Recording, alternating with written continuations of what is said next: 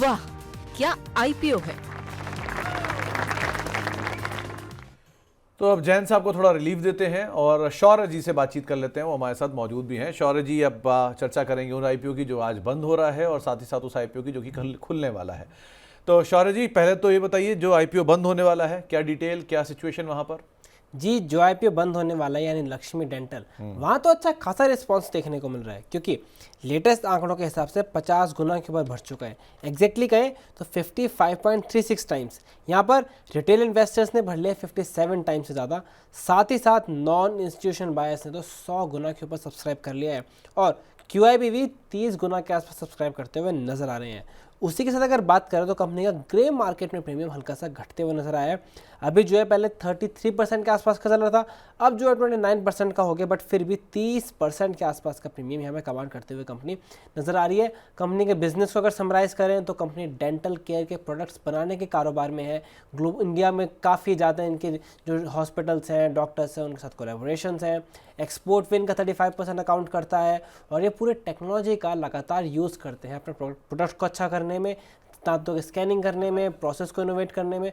और इनके अगर फाइनेंसेस पर नज़र डालें तो इनके रेवेन्यूज़ हल्के से बढ़ के नजर आए हैं, लेकिन कंपनी लॉस मेकिंग से प्रॉफिट मेकिंग होते हुए नजर आई है 2 साल में। उसका रीज़न मैनेजमेंट ने बताया था कि कोविड के चक्कर में डेंटल पे लोगों का ध्यान कम हो गया था, जिसने कंपनी के लॉसेस आने में इम्पैक्ट करा था। वैल्यूएशन की बात करें तो उनका वैल्यूएशन स्टैंड करता है अभी जो है वो 51 टाइम्स के आसपास प्राइस टू अर्निंग्स मल्टीपल। अगर आप इनके FY24 की अर्निंग्स के हिसाब से देखें तो इनका वो है काउंटर पार्ट पॉलीमेडिक्योर का वैल्यूएशन में 90 के ऊपर है, तो उस हिसाब से काफ़ी ज़्यादा एक सस्ते वैल्यूएशन मिल रहे हैं और ये एक मेजर रीज़न है कि ब्रोकर्स को एक कंपनी पसंद आती हुई नजर आ रही है। तो एक स्ट्रॉन्ग सब्सक्रिप्शन का नंबर आप लक्ष्मी डेंटल में सुन रहे हैं। पहले दिन हमने मैनेजमेंट से बातचीत की। जैन साहब, आप 2 दिनों में बिजी थे पतंगबाजी और बाकी चीज़ों में, क्या ट्रैक कर पाए आईपीओ को? सर बिल्कुल, ये आईपीओ ट्रैक किए हैं। मैं आपको 2-3 चीज़ें बताता हूँ कि डेंटल में क्यों आपका निवेश होना चाहिए। अब वैल्यूएशन अपनी जगह है, बट जब भी मार्केट में पॉजिटिव लिस्टिंग होगी 4-5 दिन में जूस निकाल के बाहर हो जाइएगा, बट इस स्टॉक को अपनी वॉच लिस्ट में रखिएगा लॉन्ग टर्म इन्वेस्टमेंट के लिए। जब आईपीओ बेस बन जाए और सारी चीज़ें मतलब एक वैल्यूएशन पे आ जाए ठीक ठाक, क्यों रखना है मैं उसकी आपको वजह बताता हूँ। मेरे फादर के लिए हमको दांत लगवाने थे, 6-7 उनके लिए दांत लगने थे। तो भाई मेरा पुणे में रहता है, वहाँ जब हमने डेंटिस्ट को दिखा के बजट लिया तो ये आया कि यार तुम मतलब उनका दोस्त था डेंटल भाई का, बोला तुम दोस्त हो तो अपन यारी दोस्ती में सस्ते में निपटा देंगे। 70,000 का बजट दिया था। फिर हमने बोला कि नहीं महंगा है, तो पापा फिर जबलपुर गए जहाँ के हम एक्चुअल रहने वाले हैं। तो पापा के दोस्त का लड़का मतलब भतीजा ही कहलाया, बोला चाचा हम आपको एकदम सस्ते में करके देंगे, बिल्कुल कोई मतलब मेरी उसमें प्रॉफिट नहीं रहेगी, कॉस्ट टू कॉस्ट करके दूंगा 28,000 रुपए में। मैं ठीक है। यहाँ बनारस के जो सबसे अच्छे डेंटिस्ट हैं वो क्लाइंट भी हैं हमारे और मित्र भी हैं। मैंने उनको बताया कि सर ऐसा ऐसा बता रहे हैं, बोला ऐसा है पापा जी को ना फ्लाइट से बुलवा लो और फ्लाइट से वापस भिजवा देना, उसके बाद भी तुम्हारा पैसा बच जाएगा। 28,000 रुपए वाला जो बता रहे हैं ना उसमें भी पैसा बच जाएगा।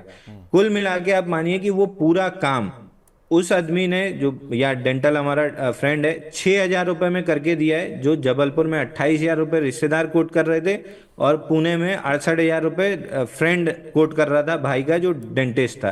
तो आप समझिए कि मार्जिन कितनी बड़ी है डेंटिस्ट के काम में। कुल 5-6 हजार रुपए का काम कोई 28,000 बता रहा है, कोई 60,000 बता रहा है, कोई 70,000 बता रहा है। यानी इसमें मार्जिन की कोई कमी नहीं है, जो मुंह में आ जाता है डेंटिस्ट वो बोल देता है और आपको देना है, क्योंकि आपके पास और कोई ऑप्शन नहीं है। यूट्यूब देख के आप अपना दांत उखाड़ना नहीं सीख पाएंगे, आपको जाना डेंटिस्ट के ही पास पड़ेगा। तो इस धंधे में अंधाधुंध मार्जिन है। एक बार के लिए महंगे वैल्यूएशन पे लिस्ट हो रहा है, आईपीओ में अपना लिस्टिंग गेन लेके निकल जाइए। उसके बाद जब ये अपने एक्चुअल वैल्यूएशन पे आ जाए तो जैसे हमने स्टार्टिंग में भी एचसीजी के लिए डिस्कस किया था, जितनी भी ये कंपनीज है, डेंटल वाली हो गई, दवाई वाली हो गई, ये अस्पताल वाली हो गई, जब एक अच्छे वैल्यूएशन पे आ जाए, डिस्काउंटेड प्राइस पे मिल जाए, जब मार्केट खराब रहे, इनको पोर्टफोलियो में डाल के 10-5 साल के लिए छोड़ दीजिए, ये बड़े वेल्थ बना देंगे, खासतौर पर डेंटल कंपनीज, क्योंकि मैंने पर्सनली ये चीज़ देखी है कि कितने अंधे मार्जिन है इनके पास। तो बिल्कुल सब्सक्राइब करना चाहिए, लिस्टिंग इन लेके निकलिए। एक ही मेरे को रेड फ्लैग है कि 698 करोड़ का टोटल इशू है उसमें 138 करोड़ फ्रेश है, बाकी 560 करोड़ ओएफएस है। अब ये ओएफएस में अगर पुराना इन्वेस्टर निकल रहा है तो बहुत दिक्कत नहीं होगी, अगर प्रमोटर माल बेच रहा है तो ये एक छोटा सा रेड फ्लैग है। बट चूंकि मार्केट का मूड माहौल अच्छा है तो लिस्टिंग प्रीमियम में होनी चाहिए इसकी।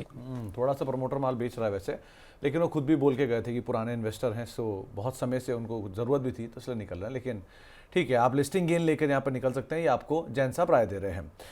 इसके अलावा शौर्य जी दूसरा नाम? जी दूसरा नाम कल से खुलने वाला है, नाम है स्टैलियन इंडिया फ्लोरोकेमिकल्स।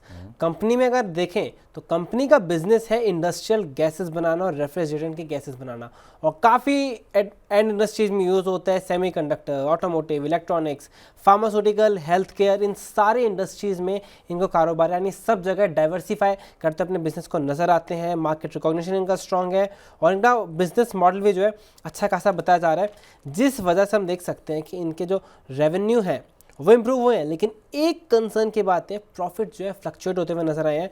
21 करोड़ के थे 2022 में, जो फिर 14 करोड़ के हो गए थे 2024 में। तो इफेक्ट प्रॉफिट का फ्लक्चुएशन एक थोड़ा पॉइंट है रेड फ्लैग करने वाला। लेकिन अगर आईपीओ की डिटेल्स देखें तो 85 से 90 रुपये का प्राइस बैंड है, कल से खुलेगा, 20 तारीख तक खुला रहेगा। छोटा आईपीओ का साइज है, लगभग 200 करोड़ के आईपीओ का साइज है, जिसमें से 160 करोड़ फ्रेश इशू है। बाकी जब आईपीओ कल खुलेगा तो आपको बाकी डिटेल्स बताएंगे, फिर उसके बाद कैसा आ रहा है सब्सक्रिप्शन और सब कुछ।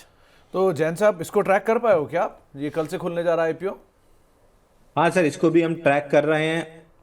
आईपीओ ठीक लग रहा है, बहुत ज़्यादा दिक्कत नहीं है। बट वो अगेन आपको इसके लिए लिस्टिंग गेन के लिए सब्सक्राइब करना चाहिए और ये थोड़ा सा ठीक ठाक लिस्ट होगा। तो इसको 3 से 5 दिन अगर आप होल्ड करेंगे तो मे बी इसमें थोड़ा सा आपको अच्छा पैसा बनेगा, बट उसके बाद अगेन निकल जाना चाहिए, फिर आईपीओ बेस बनने का वेट करना चाहिए। कोई भी अगर आपको आईपीओ मिलता है तो पहले आप लिस्टिंग गेन अगर आपको मिल रहा है अच्छा तो उसको लेकर निकलिए, ज़्यादा बेटर है। शौर्य जी दोनों आईपीओ यही हैं आपके पास? जी अभी यही आईपीओ खुले हुए हैं। चलिए फिर कल आपसे हम और बात करेंगे, लेकिन फिलहाल के लिए 2 आईपीओ और दोनों आईपीओ को लेकर आपने जैन साहब की राय भी सुनी और शौर्य से तमाम डिटेल भी सुनी। तो वहाँ के आईपीओ में इतना ही। वाह क्या आईपीओ है।